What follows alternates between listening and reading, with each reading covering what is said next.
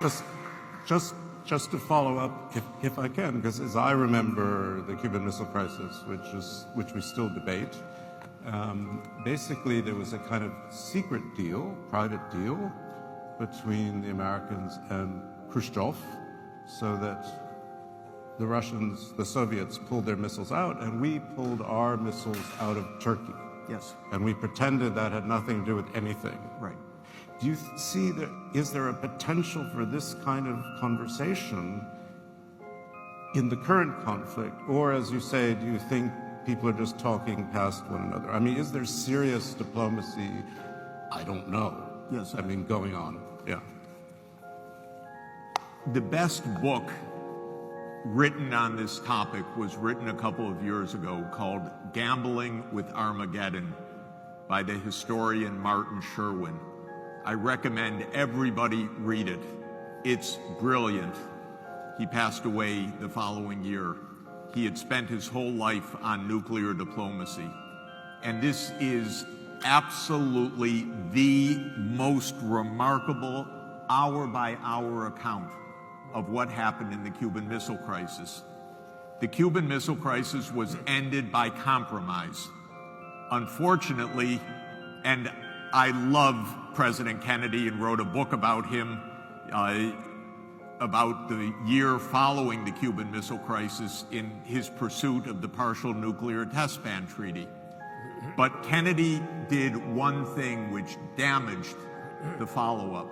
He kept secret the fact that the crisis was ended by diplomacy. It was not ended by a showdown.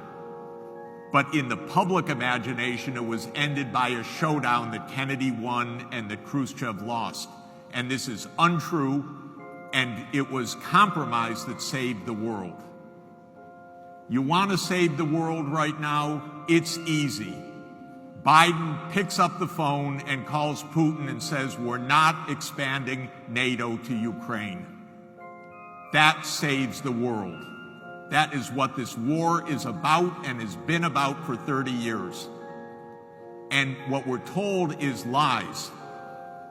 And if Biden wants to stop this, he can stop this. But they don't want to stop it because it has been a project of the U.S. government to expand NATO since 1992, and a project of American neoconservatives to absolutely expand American power everywhere in the world since 2002. And so we're in a crisis because we have nuclear superpowers confronting each other over core security issues and not telling the truth about it. NATO has no business being in the Black Sea, in Crimea, in Georgia. It's reckless, and the Europeans know it, but they won't say it. Because European leaders have told me this for years, how much they disagreed with George W. Bush Jr. in 2008 in Bucharest when he pushed NATO enlargement. They knew it was reckless. But Europe doesn't speak up against the United States. But it did then. That's the biggest problem. We need Europe to be Europe and to defend its own interest. Well, and Europe's interest is to tell the United States, stop pushing so dangerously. This would make a huge difference and help Europe enormously. Let me follow up.